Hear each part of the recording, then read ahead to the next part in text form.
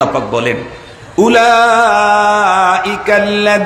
ইমতাহানাল্লাহু কুলুবাহুম উলাইকাল্লাযীনা ইমতাহানাল্লাহু কুলুবাহুম লিত্তাকওয়া। আল্লাহ পাক সাহাবীদের দিল পরীক্ষা করেছেন। দিল পরখ করে আল্লাহ পাক রব্বুল আলামিন রেজাল্টও দিয়েছেন। অন্য আয়াতে বলেন কি রেজাল্ট? রাদিয়াল্লাহু আনহুম ওয়া রাদু আন। আল্লাহ পাক বলেন আমি সাহাবীদের দিল পরখ করে দেখে আমি ওদের প্রত্যেকের উপরে রাজি আর খুশি হয়ে গেলাম। শুধু রাজি আর খুশি হয়েছেন তাই না, বরং সাথে সাথে পুরস্কারও ঘোষণা করেছেন। কি? ওয়া'আদ্দা লাহুম জান্নাতিন তাজরি তাহতাহাল আনহার। আমি ওদের প্রত্যেকের জন্য এমন বাগান বাড়ি রেডি করে রেখেছি যার তলদেশ থেকে প্রবাহমান থাকবে অনেক প্রকারের নহর। অন্য আয়াতে আল্লাহ তাআলা বলেন ফিহা আনহারুম মিন মাইন গায়রি আসিন। কয় প্রকারের নহর থাকবে তাদের বাগান বাড়ির তলদেশ দিয়ে? 4 প্রকার বর্ণনা করা হয়েছে ওই আয়াত। আমি আপনাদের খেদমতে আল্লাহ পাকের কোরআন, সুযোগ হলে পয়গম্বরের হাদিস থেকেও নির্ধারিত সময়েই ইনশাআল্লাহ কমপ্লিট করার জন্য চেষ্টা করব। আমরা প্রত্যেকেই জানি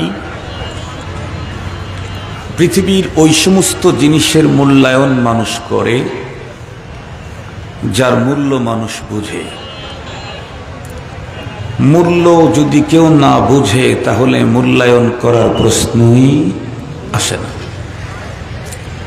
যত দামি জিনিসই হোক, আমি যদি তার মূল্য না বুঝি তাহলে ওই দামি বস্তুর মূল্যায়ন আমার দ্বারায় হবে না। এ কারণেই তো ছোট শিশু ও ডায়মন্ডও চেনে না, গোল্ডও চেনে না। ওই শিশু চেনে হলো চিপস। ওকে যদি ডায়মন্ডের এতটুকুন টুকরা হাতে দেন, গোল্ডের টুকরা হাতে দেন, আর একজন যদি একটা চিপস নিয়ে ভাবে দাঁড়িয়ে থাকে, ও ডায়মন্ড আর গোল্ডের টুকরাকে লাথি মেরে ফেলে দিয়ে চিপসের টুকরা প্যাকেটটা নেওয়ার জন্য উন্মাদনা দেখাবে। কেন?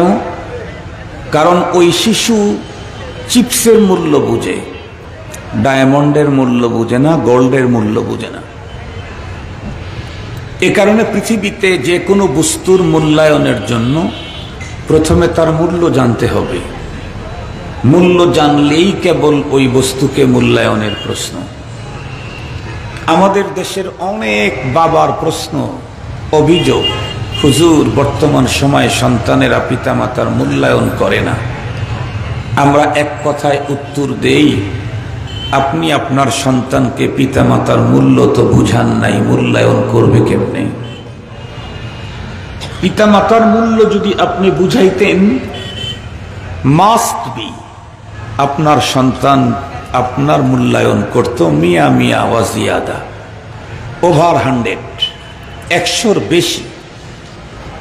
এই যে দিনী মাহফিল, এই মাহফিলের মূল্যটা বুঝলেই মূল্যায়নের প্রশ্ন। এই মাহফিলের মূল্য যে যত বেশি বুঝেছে সে এই মাহফিলকে তত বেশি মূল্যায়ন করেছে। সঙ্গত কারণেই এই আলোচনার মাহফিলের মূল্যটাই আমি আপনাদের খেদমতে পেশ করব। এ কারণে কোরআনে হাকিমের ছোট্ট একখানা আয়াতে কারিমা তেলাওয়াত করেছি। এই আয়াত তো বহুবার শুনেছি আমরা, প্রতিদিন তো তেলাওয়াত করি, এরপরেও হয়তো কখনো গভীরে ওইভাবে লক্ষ্য করা হয় নাই। একটু গভীরে যদি খুব ভালো করে লক্ষ্য করা যায় তাহলে এই ছোট্ট একখানা আয়াতে কারিমা দ্বীনি আলোচনার মজলিসের মূল্য বোঝার জন্য যথেষ্ট। আল্লাহ পাক তেলাওয়াতকৃত আয়াতে কারিমাতে তার প্রিয় হাবিবকে একটা অর্ডার করেছেন। আল্লাহ তাআলা বলেন ওয়াদাক্কির, ওগো হাবিব আমার, আপনি দ্বীনের কথা আলোচনা বারবার করতে থাকেন। কেন? লাভটা কি? আল্লাহ নিজেই বলেন ফাইন্নাদ যিকরা তানফাউল মুমিনিন, কারণ দ্বীনের আলোচনা আর কারো ফায়দা হোক না হোক, ঈমান যার আছে তার ফায়দা হবেই হবে। প্রশ্ন আসতে পারে, হুজুর তাহলে দ্বীনের আলোচনা, কোরআনের আলোচনা সবার জন্য কি ফায়দা হয় না? নিশ্চিত দ্বীনি আলোচনা, কোরআনের আলোচনা সবার জন্যই ফায়দামন্দ, তবে অমুসলিমদের সবার জন্য হবে না। কিন্তু মুমিন মুসলিম 100 জনের 100 জন দ্বীনি আলোচনা শুনলে তার ফায়দা হবেই হবে। কোরআনে পাকের আলোচনা অমুসলিমদেরও ফায়দা হয়, কাফের বেঈমান মুশরিকেরও ফায়দা হয়। জ্বলন্ত প্রমাণ হযরতে ফারুক আযম রাদিয়াল্লাহু আনহুর ইসলাম গ্রহণ করার ঐতিহাসিক ঘটনা। কোরআনে পাকের তেলাওয়াতেই তার ঈমান নসিব হয়েছে। অবশ্য সে তেলাওয়াত শুনেছে তার বোনের কণ্ঠে, যার উপরে কোরআন নাজিল হয়েছিল তার কণ্ঠে শুনতে পারলে তো আরো অনেক উন্নত হয়ে যেত। একটা মশহুর ঘটনা আপনাদের জানা আছে, ওলামা তোলাবারা তো সবাই জানেন। শেখুল হাদিস আল্লামা আজিজুল হক রহমাতুল্লাহি আলাইহি, আমার উস্তাদ, হুজুরের কাছ থেকে আমি নিজ কানে এই ঘটনাটা শুনেছি। হুজুর বলেন, কোরআনে পাক নাজিল হওয়ার আগ পর্যন্ত জিন্নাত আসমানে যেত। বাৎসরিকভাবে বছরে 1 বছরের জন্য বাজেট ফেরেশতাদের হাতে হস্তান্তর করা হতো। আর সেই দিনটা ছিল, সেই রাতটা ছিল লাইলাতুন নিসফি মিন শাবান। এই রাত্রে 1 বছরে কে বাঁচবে, কে মরবে, কার পতন হবে, কার উত্থান হবে, এই জাতীয় কথাগুলি ফেরেশতাদের হাতে দেওয়া হতো তাদের কাজ পরিচালনার জন্য। জিন্নাত আগেও আসমানে যেত। ফেরেশতাদের মশওয়ারার গ্যালারিতে তো ঢোকার সুযোগ নেই, একটু দূর থেকে ওত পেতে 2-1টা কথা শুনতে পেত। ওই 2-1টা কথা আসমানি মেসেজ ফেরেশতাদের মশওয়ারা শুনে এসে তাদের আপনজনদেরকে এই মেসেজটা বলে দিত। তারা ওর সাথে আর 97-98টা কথা নিজের পক্ষ থেকে মিক্সড করে জাতির সামনে পেশ করে তারা দাবি করত আমরা গায়েব জানি। প্রমাণ, ওই যে 2টা কথা ফেরেশতাদের মশওয়ারার শুনে এসেছিল, ওই 2টা তো সঠিক হয়েছে। আর যে 97টা ভুল প্রমাণিত হয়েছে ওইটা আর দেখে না। 2টা সঠিক হলে 97টা এমনি যায়। কিন্তু এই ধারা চলতে থাকলে কোরআনে পাক যখন আল্লাহ পাক নাজিল শুরু করলেন, সেই সময় থেকে আসমানে রেড অ্যালার্ট জারি হয়ে গেল। পূর্বের মতোই জিন্নাত আসমানে মেসেজ নেওয়ার জন্য যখন ঢোকার চেষ্টা করে, তখনই চতুর্দিক থেকে আঘাতপ্রাপ্ত হয়, কোথাও দাঁড়াইতেই দেওয়া হয় না। কোরআনে হাকিমে আছে ফাআতবাহু শিহাবুন সাকিব, কোন জায়গায় তাদেরকে দাঁড়ি হতে দেয় না। ওরা যখন কোনোভাবেই সেখানে গিয়ে দাঁড়াইতে পারল না, মেসেজ সংগ্রহ করা তো দূরের কথা, ওরা এসে তখন পৃথিবীতে ওদের বসকে বলল, বস অবস্থা বড় খারাপ। কি? আবহমান কাল ধরে আসমানের যে পদ্ধতি ছিল সেটা এখন চেঞ্জ দেখতেছি। কেমনে? আমরা তো দাঁড়াইতেই পারলাম না, রেড অ্যালার্ট আসমানে, যাওয়া মাত্র আমাদেরকে আঘাত করা হয়। বস তখন বলল, দেখো দুনিয়াতে মনে হয় নতুন কোনো ঘটনা ঘটেছে, সারা দুনিয়া ওয়াক করো, পৃথিবীতে নতুন কি ঘটেছে তার মেসেজ সংগ্রহ করে আমাকে বলো, এরপরে আমি হাল বের করতেছি। আপনারা বলেন তো দেখি, জিন্নাত যদি দুনিয়া ব্যাপী ওয়ার্ক করতে চায় তাহলে কি পাসপোর্টের জটিলতা আছে? ভিসার প্রয়োজন আছে, বিমানের টিকিট মিকিট কেন? হুয়া জিসমুন নূর নারিয়ুন ইয়াতাশাক্কালু বিআশকালি মুখতালিফা। আল্লাহ পাক ওদেরকে তৈরি করতেই ওই সিস্টেমে তৈরি করেছেন। ওরা এক এক সময় এক এক আকৃতি ধারণ করতে পারে, দ্রুত গতিতে উড়ারও দিতে পারে। এ কারণে বন্টন করে দেওয়া হলো, সারা দুনিয়া ব্যাপী তাদের ওয়ার্কিং শুরু হলো। একটা গ্রুপ নাফারুম মিনাল জিন, একটা গ্রুপের নসিব খুলে গেল, ওদের পালা পড়ল মক্কাতুল মুকাররমার দিকে। ওরা চলতে চলতে চলতে চলতে হঠাৎ করে পয়গম্বরকে পেয়ে গেলেন। তখন পয়গম্বর সাল্লাল্লাহু আলাইহি ওয়াসাল্লাম ফজরের সালাতে কোরআনে পাকের তেলাওয়াত করতেছিলেন। ওইখান দিয়ে যাইতে হঠাৎ করে এক আশ্চর্য পঠন, ইন্না সামি'না কুরআনান আজাবা, কুরআনান আজাবা, আশ্চর্য এক পঠন, জিন্দিগিতে কোনোদিন শুনে নাই। শুনবে কেমনে? কারণ এই জাতীয় বস্তু তো পৃথিবীতে আল্লাহ অতীতে কখনো নাজিলই করেন নাই। আসমানে যত গ্রন্থ আল্লাহ পাক নাজিল করেছেন, শুধুমাত্র কোরআন লৌহে মাহফুজের ভাষায় নাজিল হওয়া, এছাড়া আর কোনো আসমানি কিতাব লৌহে মাহফুজের ভাষায় নাজিল হয়নি।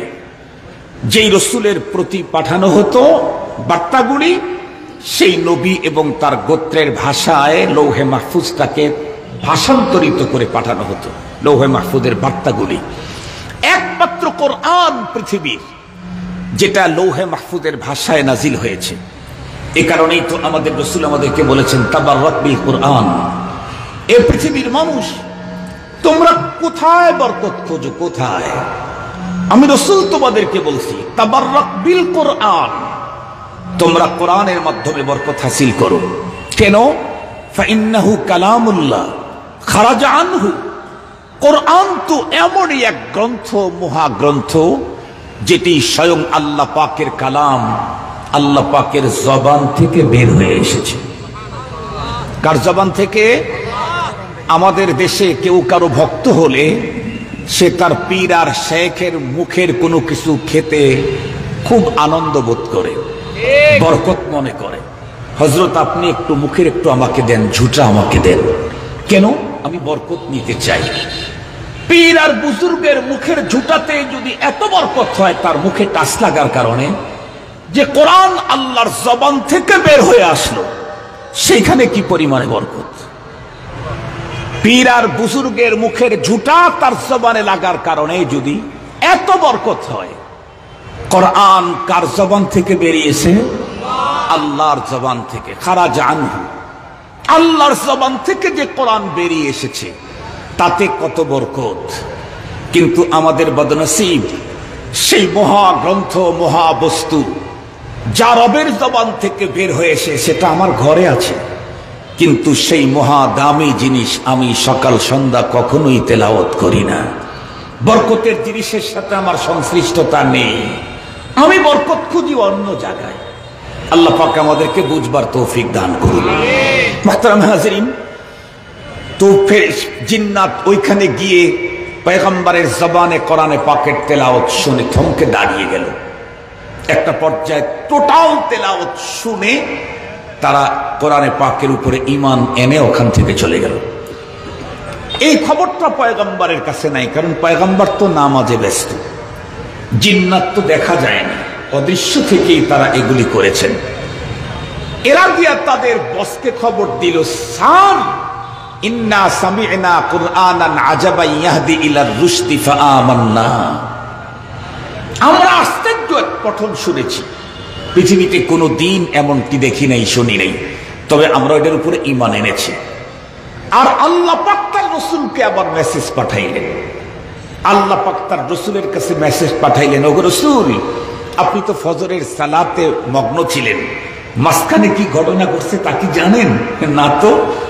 আপনি যখন ফজরের সালাতে কোরআনে পাকের তিলাওয়াত করেন, তখন ইস্তামা নাফারুম মিনাল জিন, আপনার জবানের তেলাওয়াত শুনেছে জিনদের একটা জামাত। নাফার, নাফার একটা জামাত, অনেক বড় না, নাফার ছোট জামাত, ছোট জামাত তেলাওয়াত শুনেছে।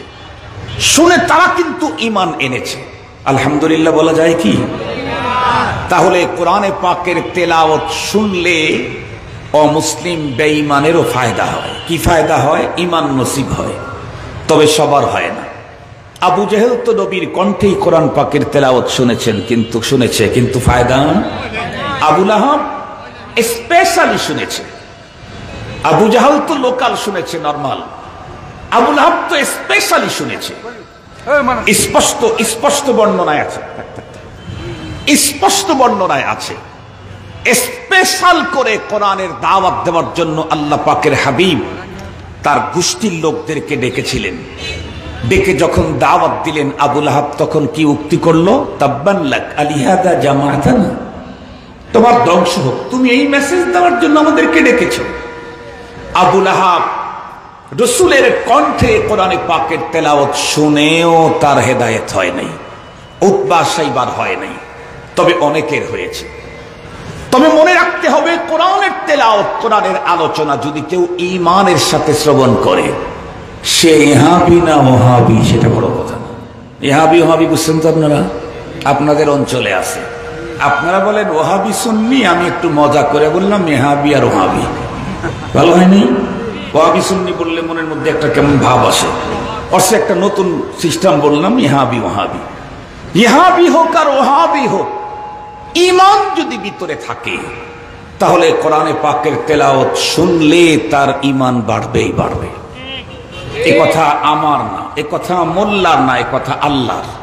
আল্লাহর কোরআন আল্লাহ বলেন, ইন্নামাল মুমিনুনা আল্লাযীনা ইযা যুকিরাল্লাহ ওয়াজিলাত কুলুবুহুম ওয়া ইযা তুলিয়াত আলাইহিম আয়াতুহু যাদাতহুম ঈমানা ওয়া হুম আলা রাব্বিহিম ইয়াতাওয়াক্কালুন।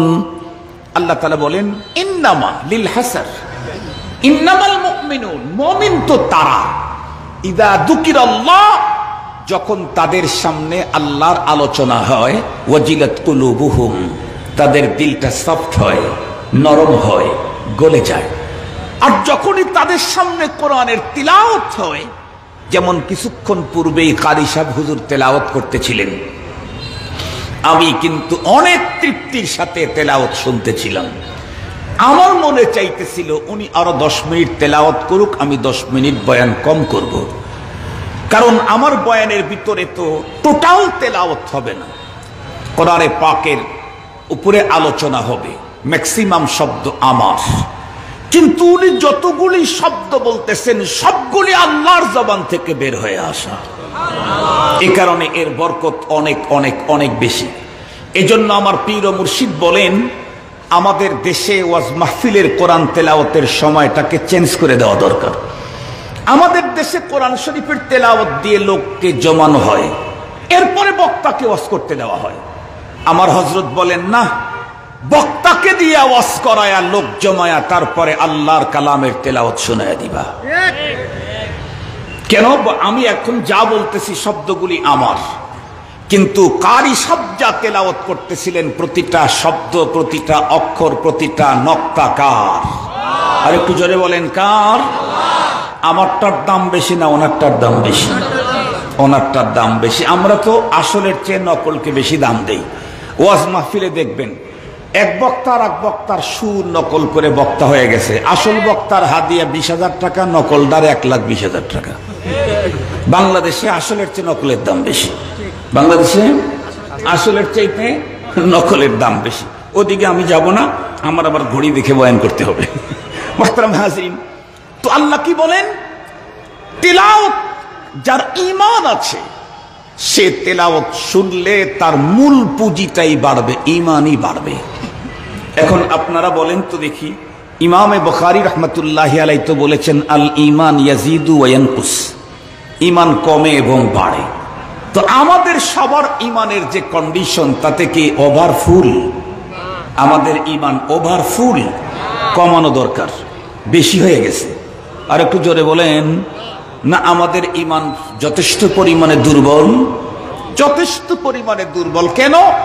আমার ঈমান এখনো আমার মুখের দাড়ি রাখতে পারে না, আমার ঈমান এখনই আমাকে ফজরের সালাতে মসজিদ পর্যন্ত নিয়ে যেতে পারে না, আমার ঈমান আমাকে এখনো বেগানা নারীর সাথে আড্ডা দেওয়া থেকে বিরত রাখতে পারে না, আমার ঈমান এখনো আমাকে আরেকজনের উপরে জুলুম থেকে আমাকে রক্ষা করতে পারে না।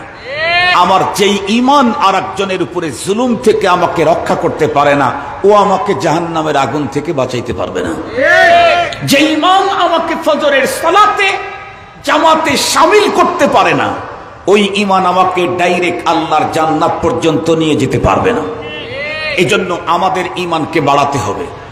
আর আল্লাহর কোরআনে আল্লাহ কি বললেন? ঈমান বাড়াইতে চাইলে কোরআনে পাকের তিলাওয়াত শুনতে হবে, দ্বীনের আলোচনা শুনতে হবে। এখন বলেন, আপনি ইহাবি হন আর ওহাবি হন, যদি ঈমান শর্ট থাকে তাহলে অবশ্যই তার জন্য কোরআনী মাহফিলে উপস্থিত হওয়া দরকার কিনা? আমাদের দেশে আমরা দেখি অনেক জায়গাতে খ্রিস্টান মিশনারিদের হাসপাতাল আছে, আছে না নাই? চট্টগ্রামে আছে নাকি মিশনারি হসপিটাল? তার মানে সেখানকার ম্যাক্সিমাম ডাক্তার হলো বাইরের, ধর্মের দিক থেকে ভিন্ন ধর্মের, ইন্তেজাম বাইরের, আমাদের দেশের না। এরপরেও পাক্কা মুসলিম হয়েও তো মিশনারি হসপিটালে চিকিৎসা দিতে যায় কেন? আমি তো সেখানে তার ধর্ম নিতে যাই নাই, আমি তো চিকিৎসা নিতে গেছি। আমি তো তার ধর্ম নিতে যাই নাই, আমি তো চিকিৎসা নিতে গেছি। চিকিৎসা যদি তারটা সুন্দর হয়, আমি মুসলমানকে ছেড়ে একজন হিন্দুর কাছে যেতেই পারি। বাংলাদেশের লক্ষ লক্ষ পেশেন্ট ইন্ডিয়াতে চিকিৎসা নিত, এখন নেয় না। দাদা বাবুরা ভাব দেখাইতে চেয়েছিল, এখন ভাব চূড়ান্ত হাহাকার এসে। দাদা বাবুরা ভাব দেখাইতে চাইছিল, এখন ভাব না অভাব। আরো জোরে বলেন, অভাব পড়লে হক আদায় হবে না, বলতে হবে হাহাকার। ওরা মনে করেছিল আমরা বন্ধ করলে বাংলাদেশ এই হবে। আরে মিয়া, বাংলাদেশ কি হবে? বাংলাদেশ কি কোন গরুমরুর উপরে চলে? বাংলাদেশ চলে হলো উপরওয়ালার থেকে। ওখান থেকে ওই থেকে এইখানে আসার পর্যন্ত রাস্তা বন্ধ করার ক্ষমতা দাদা বাবুর যেমন নাই, সাদা চামড়ার আমেরিকাওয়ালারও নাই। আমরা তো এই দিক থেকে নিয়ে আসি না, ওই দিক থেকে নিয়ে আসি। তোমাদের কাঁটা তারের বেড়া হলো এই দিকে, কথা বলেন না কেন? তোমাদের কাঁটা তারের বেড়া এই দিকে, এই দিকে কোনো বেড়া, কথা বলেন? তোমার নাই, তোমার চাইতে বড় দাদা যারা আছে তাদেরও নাই। আর এই দিকে আমাদের সম্পর্ক যতটুকু না ভালো না, এই দিকে আমাদের সম্পর্ক আলহামদুলিল্লাহ। মুহতারাম হাজিরিন, সেদিকে যেতে চাই না। তাহলে চিকিৎসার জন্য যদি মুসলিম হয়েও হিন্দু ডাক্তারের কাছে ভালো চিকিৎসা হওয়ার কারণে যদি যাওয়া যায়, তাহলে ওয়াজ মাহফিলে যদি সত্যি কোরআনের আলোচনা হয়, হাদিসের থেকে আলোচনা হয়, তাহলে ইহাবি আর ওহাবির তারতম্য রাখাটা তো ঠিক হবে না, কথা বলেন? আমি তো আসতেই কোরআনের কথা শুনতে, কোরআন নিয়ে তো কোনো বাধা নেই। কোরআন আপনার আমার, আপনার আর আমার সাথে মতানৈক্য আছে হলো আজানের আগে পরে দরুদ শরীফ পড়া নিয়ে, না হয় মিলাদ পড়া নিয়ে, না হয় চল্লিশা নিয়ে। এগুলি নিয়ে আপনার সাথে আমার মতবিরোধ থাকতে পারে, কিন্তু কোরআন নিয়ে তো আপনার আমার কোনো মতবিরোধ নাই। লা ইলাহা ইল্লাল্লাহ কালেমা নিয়ে তো কোনো মতবিরোধ নাই। রসুল আমার পয়গম্বর, আপনার পয়গম্বর প্রাণাধিক প্রিয়, এ নিয়ে তো কোনো মতবিরোধ নাই। তাহলে এইগুলি যেখানে পাওয়া যাবে সেখানে সকলেই হোমড়ি খেয়ে পড়তে হবে। এবার আসুন কোরআনের আলোচনা কি পরিমাণে দরকার, এই বিষয়টাকে বুঝবার জন্য কোরআন শরীফের আয়াতের দিকেই যাই। আল্লাহ পাকের কোরআন, আল্লাহ কি বললেন? ওয়াদাক্কির। ওগো রাসূল, আপনি বারবার দ্বীনের আলোচনা করেন। আমি জিজ্ঞেস করতে চাই, রাসূল সাল্লাল্লাহু আলাইহি ওয়াসাল্লাম বারবার কোরআনের কথা কাদেরকে শুনাইতেন? একটু জোরে বলেন না। সাহাবায়ে কেরাম। তাছাড়া পরের আয়াতে তো আল্লাহ বলছেন ফাইন্নাদ যিকরা তানফাউল মুমিনিন, মুমিনদের ফায়দা দিবে, এই কথা আল্লাহ বলেছেন। রাসূলুল্লাহর যুগের মুমিন যারা পয়গম্বরের মুখের আলোচনা শুনেছেন, তারা সাহাবী ছাড়া আর কেউ হওয়ার সম্ভাবনা নাই। একে তো মুমিন নবীর যুগের, আবার নবীর কাছ থেকে আলোচনা শুনেছেন, তাদেরই তো ফায়দার কথা বলা হচ্ছে প্রথমে। এরা প্রত্যেকে সাহাবী। এখন আসেন, সাহাবী কারা? যাদেরকে এতবার আল্লাহ তার রাসূলকে বললেন দ্বীনের আলোচনা শুনাইতে, সাহাবী কারা? সাহাবী হলো এই পৃথিবীতে নবী এবং রাসূলদের পরে সবচাইতে বড় মুকদ্দাস জামাত। এই পৃথিবীর নবী রাসূলের পরে সবচাইতে বড় মুকদ্দাস জামাত, সেটা হলো সাহাবায়ে কেরাম। সাহাবায়ে কেরাম এই পৃথিবীর সোনার মানুষ। আল্লাহ পাকের রাসূল হাদিসে পাকের মধ্যে স্পষ্ট বর্ণনা করেছেন, গতকাল কেউ হাদিসটা হয়তো শুনেছেন। ক্বালা রাসূলুল্লাহ সাল্লাল্লাহু আলাইহি ওয়াসাল্লাম খায়রুল কুরুনি করনি সুম্মাল্লাযীনা ইয়ালুনাহুম সুম্মাল্লাযীনা ইয়ালুনাহুম। আল্লাহর পয়গম্বর বলেন, পৃথিবীতে যত যুগ এসেছিল আসবে, সকল যুগের শ্রেষ্ঠতম যুগ হলো আমার সাহাবীদের যুগ। সাহাবীদের যুগের প্রত্যেকটা সাহাবী পয়গম্বর তাদের প্রতি কতটুকুন মুহাব্বত ভালোবাসা, নবীজি বলেন, ফামান আহাব্বাহুম ফাবিহুব্বি আহাব্বাহুম ওয়ামান আবগাদাহুম ফাবিবুগদি আবগাদাহুম। সঙ্গত কারণে কেউ যদি সাহাবীদেরকে মুহাব্বত করে সে যেন আমাকেই মুহাব্বত করলো, কেউ যদি সাহাবীদের সাথে বুগজ আদাওয়াত রাখে সে যেন আমি রাসূলের সাথে আদাওয়াত রাখলো। শুধু এতটুকুন বলেছেন তা না, নবীজি আরো বলেন, আসহাবি কান নুজুম বিআইহিম ইক্তাদাইতুম ইহতাদাইতুম। নবীজি বলেন, আমার এক একটা সাহাবী আকাশের নক্ষত্রের মতো, যাকেই তুমি ফলো করবে জান্নাত পেয়ে যাবে। সুবহানাল্লাহ বলেন। শুধু কি নবীজি তার সাহাবীদের ব্যাপারে বলেছেন? না না, স্বয়ং আল্লাহও বলেছেন। আল্লাহ কি বলেছেন? আল্লাহ কি বলেছেন? আল্লাহ তাআলা সাহাবীদের ব্যাপারে যা বলেছেন তার আগে জানতে চাই, আল্লাহ কি পরীক্ষা করে বলছেন না পরীক্ষা ছাড়াই বলেছেন? অবশ্যই পরীক্ষা করে বলেছেন। আল্লাহ পাকের পরীক্ষা নেওয়ার কোনো দরকার ছিল না। কেন? সাহাবীদেরকে তৈরি করলেন কে? আমি যদি চিঠি লেখি সেই চিঠির ভিতরে কি আছে এটা কি আমাকে পড়ে দেখতে হবে? পড়ে দেখবে কে? যে লেখে নাই। যে লিখেছে সে তো লিখেছে, তার আবার পড়ার কি আছে? আমার চিঠি আমি লিখেছি আমার জন্য, পড়া ছাড়াই যেমন আমি বলতে পারি, কেন? আমি তো লিখেছি। নবী সান্দা দানাত কেদার নাম আছিস। রব কোন সাহাবীদের অন্তর কোন জায়গায় পরীক্ষার দরকার ছিল না। কেন? রবই তো তৈরি করেছেন। এরপরেও আল্লাহ পাক রব্বুল আলামিন পরীক্ষা করেছেন। পরীক্ষা যে করেছেন সাহাবীদের, কোনটা পরীক্ষা করেছেন? আমরা তো দুনিয়াতে সব পরীক্ষা নিরীক্ষা উপরে চালাই। টুপি দেখি, দাড়ি দেখি, পাগড়ি দেখি, পাঞ্জাবি দেখছি, নামাজ পড়তে দেখছি, তসবিহ পড়তে দেখছি, তবলিগে যেতে দেখছি, খানকায় থাকতে দেখছি, জিকির করতে দেখেছি, আওয়াবিন চাষ দেখেছি, ইশতাক দেখেছি, প্রতি বছর হজে যেতে দেখেছি, প্রতি মাসে উমরা করতে দেখেছি। লকব লাগায়া দিলাম কি? ইনি হলেন শাহপরান, ইনি শাহজালাল, ইনি আব্দুল কাদের জিলানী, ইনি জামানার জুনায়েদ বাগদাদি। এগুলি উপরের উপরে দেখে লাগাই। কিন্তু রব্বুল আলামিন সাহাবীদের পরীক্ষা করেছেন উপর না ভিতরে? আল্লাহ পাক বলেন, উলাইকাল্লাযীনা ইমতাহানাল্লাহু কুলুবাহুম উলাইকাল্লাযীনা ইমতাহানাল্লাহু কুলুবাহুম লিত্তাকওয়া। আল্লাহ পাক সাহাবীদের দিল পরীক্ষা করেছেন। দিল দিল দিল পরখ করে আল্লাহ পাক রব্বুল আলামিন রেজাল্টও দিয়েছেন। অন্য আয়াতে বলেন কি রেজাল্ট? রাদিয়াল্লাহু আনহুম ওয়া রাদু আন। আল্লাহ পাক বলেন, আমি সাহাবীদের দিল পরখ করে দেখে আমি ওদের প্রত্যেকের উপরে রাজি আর খুশি হয়ে গেলাম। শুধু রাজি আর খুশি হয়েছেন তাই না, বরং সাথে সাথে পুরস্কারও ঘোষণা করেছেন। কি? ওয়া'আদ্দা লাহুম জান্নাতিন তাজরি তাহতাহাল আনহার। আমি ওদের প্রত্যেকের জন্য এমন বাগান বাড়ি রেডি করে রেখেছি যার তলদেশ থেকে প্রবাহমান থাকবে অনেক প্রকারের নহর। অন্য আয়াতে আল্লাহ তাআলা বলেন, ফিহা আনহারুম মিন মাইন গায়রি আসিন। কয় প্রকারের নহর থাকবে তাদের বাগান বাড়ির তলদেশ দিয়ে? 4 প্রকার বর্ণনা করা হয়েছে ওই আয়াতে। একটা হলো পানির নহর, কিন্তু সে পানি কেমন? আমাদের দেশের fresh drinking natural medicated water? No, আমাদের দেশের মেডিকেটেড ওয়াটারের বোতলের উপরে এক্সপায়ার ডেট লাগানো আছে, এই তারিখের পরে এটার স্বাস্থ্যসম্মত থাকে না। কিন্তু রব যে নহর দিবেন ওইটার উপরে উল্টাটা লেখা আছে। কি? আনহারুম মিন মাইন গায়রি আসিন। জিন্দেগিতে কোনোদিন এই পানির ডেট এক্সপায়ার হবে না। জিন্দেগিতে কোনোদিন এক্সপায়ার হবে না।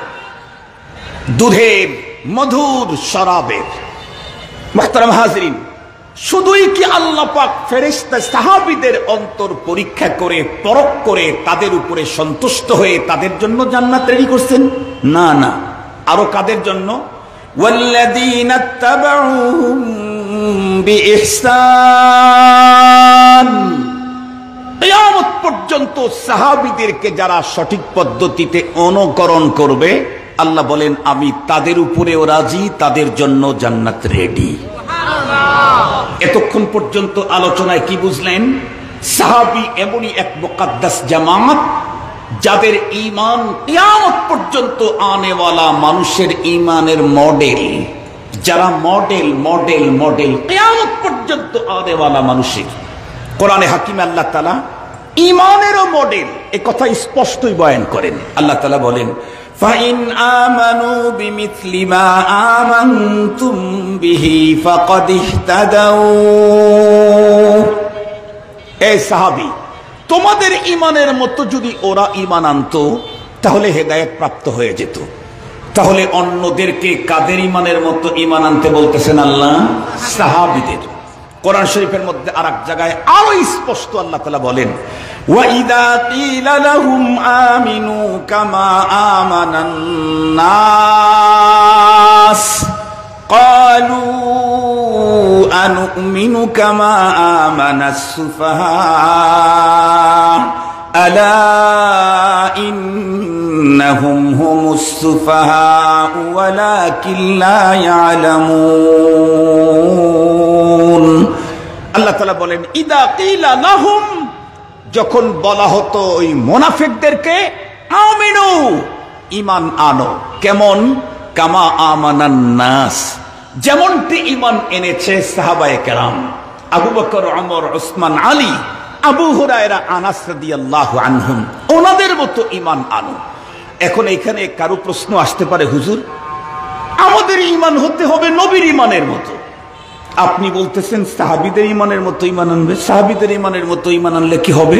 জি, ঈমান সাহাবীদের মতোই হতে হবে। নবীর ঈমানের মতো ঈমান আনার যোগ্যতা পৃথিবীর কোনো মানুষের নাই। পৃথিবীর কেউ নবীর ঈমানের মতো ঈমান আনার যোগ্যতা নাই। কেন? কারণ নবীজির কোন বিষয়ে ঈমান হলো বিল মুশাহাদা। নবীজি নিজের চোখে দেখে ঈমান এনেছেন। অনেক বিষয় আছে যেই বিষয়গুলি পৃথিবীর কোন মানুষ জিন্দিগিতে চোখে দেখে ঈমান আনার মতো সুযোগ নাই। তার ভিতরে একটা আল্লাহর প্রতি রাসূলের ঈমান বিল গায়েব না বিল মুশাহাদা? বিল মুশাহাদা। মেরাজের রাত্রে আমার পয়গম্বর আল্লাহ পাকের সাথে ডাইরেক্ট সাক্ষাৎ করেছেন, দেখা হয়েছে, কথা হয়েছে। তাহলে আল্লাহর প্রতি আমার রাসূলের ঈমান বিল মুশাহাদা। মেরাজের ওই সফরে আল্লাহর পয়গম্বর জান্নাত নিজের চোখে দেখেছেন, জাহান্নাম নিজের চোখে দেখেছেন। সঙ্গত কারণে জান্নাতের প্রতি ঈমান পয়গম্বর বিল মুশাহাদা, নিজের চোখে দেখে, জাহান্নামের প্রতি ঈমান বিল মুশাহাদা, নিজের চোখে দেখে। আল্লাহ পাক যদি বলতেন وَإِذَا قِيلَ لَهُمْ آمِنُوا كَمَا آمَنَ الرَّسُولُ, তাইলে আর কোন সফরে যান আর নাই যান, মেরাজের সফরে যাওয়া লাগতো। মেরাজের সফরে সম্ভব আমাদের যাওয়া? কথা বলেন না কেন? এই জন্য আল্লাহ রসুলের ঈমানের মতো ঈমান আনতে বলেন নাই, নবীর ঈমানের মতো ঈমান আনতে বলেন নাই। কেন? নবীজির কোন ঈমান হলো বিল মুশাহাদা, এটা সম্ভব না পৃথিবীর কোন মানুষের জন্য। সাহাবায়ে কেরামের ঈমান হলো ঈমান বিল গায়ব, সাহাবায়ে কেরামের ঈমান হলো ঈমান বিল গায়ব। এটা তামাম পৃথিবীর মানুষ এভাবেই ঈমান আনতে হবে।